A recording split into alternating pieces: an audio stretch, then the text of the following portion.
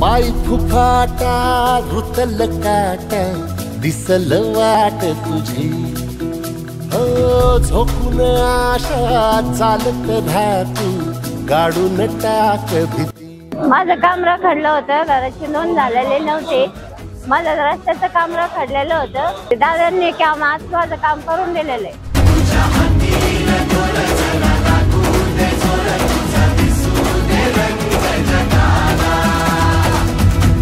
माझे मालक वारून 5 वर्ष झाले।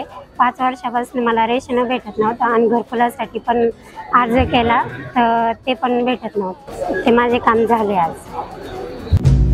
पाय फुफाटा रुतल काटा दिसल वाट तुझी झोपून आशा चालत राहतू गाडून टाक भीती।